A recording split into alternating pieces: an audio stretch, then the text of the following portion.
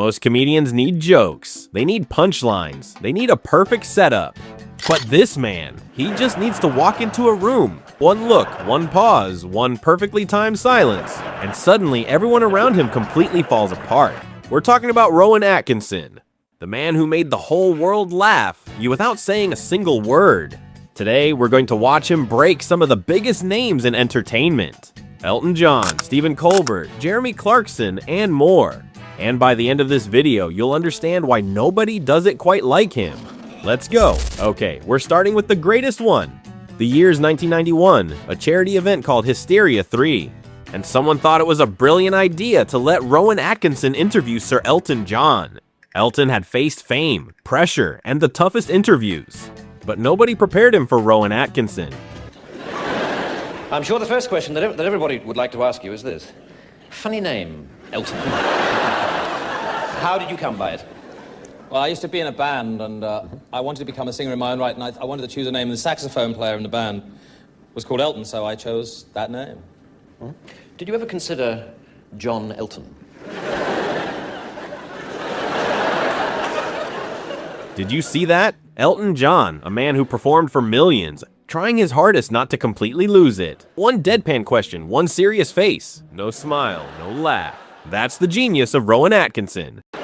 Right, well, let's start with those early albums, then. One of which I believe was called simply Elton John. Yes, that's correct. And you didn't feel awkward with the name at all? No. You didn't feel that people might say, wait a minute, they mean John Elton. They've cocked up the record sleeve and printed the bloody name the wrong way around. You didn't think that? No, I thought it sounded great, and, I thought people would be more interested in the music rather than the name. Hmm.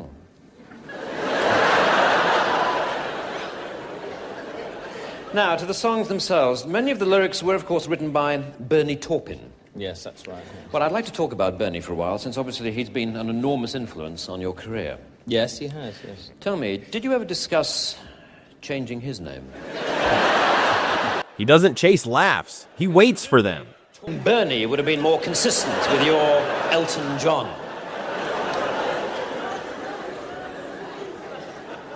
Look, do you want to talk about the old songs or not? All right, the songs. The old songs. Your song is a classic, isn't it? Yeah, it's quite popular, yes. Well, there is a verse in that song in which, talking about the eyes of the person that the song is about, you sing, "Excuse me for asking, these things I do. You see, I've forgotten if they're green or they're blue." Yes. What I'd like to know is this. Is it this sort of chronic forgetfulness that led you to forget that Elton is not, in fact, a Christian name at all? It is a surname. And not a very attractive one at that.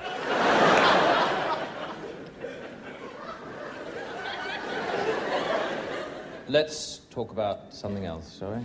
Forget the name. All right, Mr. John. Let's talk about being a stage performer, should we? Tell me, do you ever watch other performers and get jealous?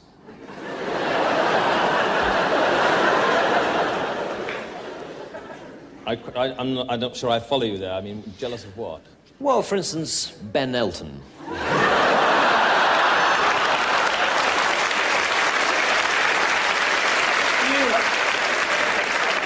I don't have to do this, I just... All right, look, I'm sorry. Go. All right. Fair enough, moving on then. Many consider your masterpiece, of course, to be the album Goodbye Yellow Brick Road. And there is one song that people are particularly moved by called Candle in the Wind. Yes, a lot of people seem to like that song. Now, this song is in fact dedicated to Norma Jean Baker, who, of course, changed her name to Monroe Marilyn. Marilyn Monroe. My point exactly. Marilyn is a Christian name, so it comes first. Can't you see that? Are you word blind or something? I mean, it's... I've had enough of this. All right, no, wait, please. I'm sorry. See, please, I'm sorry, it was my mistake. I'm sorry. There's only one more question to go. It won't take long, really. It won't take a moment. Sorry, there's only... I am... Please, sit down. One final question. You've obviously achieved enormous success over the years, but in fact, you didn't have a solo British #1 until this year, with a song called Sacrifice. Now, my big question is this. Surely, you wouldn't have had to wait so long for a number one if it hadn't been for your stupid, pointless, bloody name! Bang!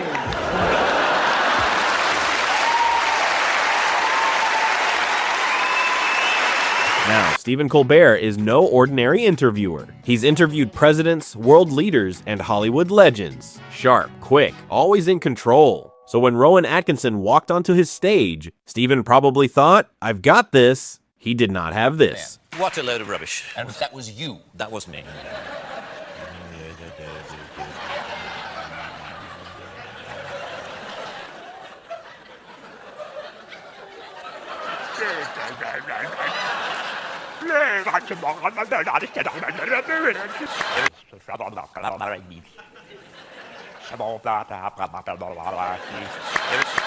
Look at Colbert's face. That is a man who has completely lost control of his own show.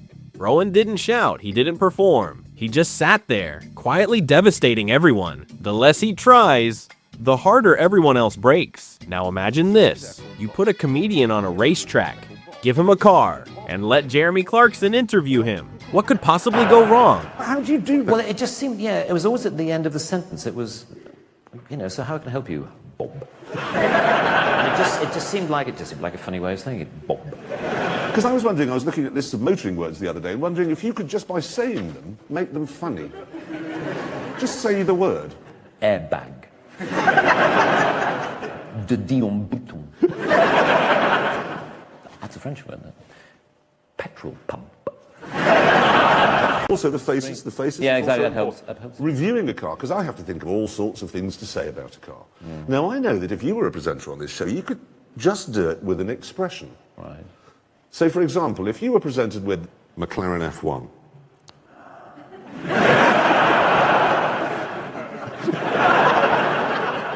Think of another one. Yeah. The imperiousness one gets from a Range Rover. Ah, right. Okay.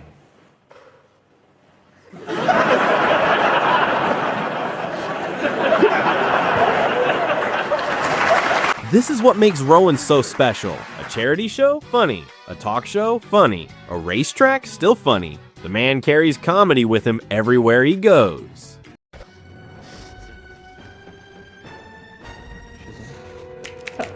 Like a superpower he can't turn off. These are trained professionals. People paid very good money to keep it together on camera.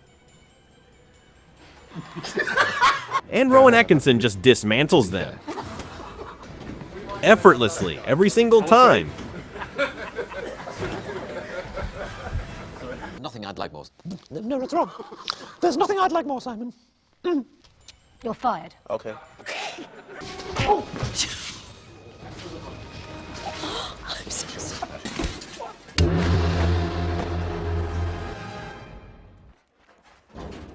And the funniest part? He's not even trying. Indeed, I do. That's just Rowan Atkinson being Rowan Atkinson. And finally, and something special. Oh, no, but I can do this. The Graham Norton Show. The question everyone wants answered. Will Mr. Bean ever return? You'd expect a simple yes or no. But this is Rowan Atkinson. Nothing is ever simple. I doubt that he will reappear, but you never know. You must never. The people have spoken. Yeah, quite quiet. But you know, you must never say never again. A film, as Jeff mentioned, that I was in. So you must never say never. But there does come a point when you feel as though you've done most of what you want to do with things. And because it's not based on language, because it's so physical, Mr. Bean, presumably it's popular everywhere. Yeah, it is. It has what we might call a global outreach. So, our holidays of misery, can you go anywhere? Well, yeah, I can't go to many places where you're not recognised. And it's the thing I find most tricky is when people don't recognise you particularly, but half recognise you. You know, it's that strange thing where they go. And of course, that means they stare. They stare a lot. And they just look. You're sort of feeling, I wish that person wouldn't stare at me. So, I'd rather just, hold up a flag saying, yes, yes, it's me. A few years ago, there was I was in a Land Rover parts department near Peterborough, the kind of place you find me on most Saturdays, and we're waiting for car parts. And car parts, guys hang around a lot because, you know, to get a part, the guy has to go half a mile to the back of the warehouse and then come back again, and he brings it back, and he says, "This is a left-hand one. Oh, you wanted a right-hand one? Sorry, I'll go." And back he goes, and it takes forever. Anyway, I was standing around with a group of guys, and I could see this guy doing that. And he came up to me after a while and he said, "Excuse me, has anyone ever told you that you're the absolute spitting image of that Mr. Bean?" And I said, "Well, actually, I am the actor who plays Mr. Bean." And he said, "I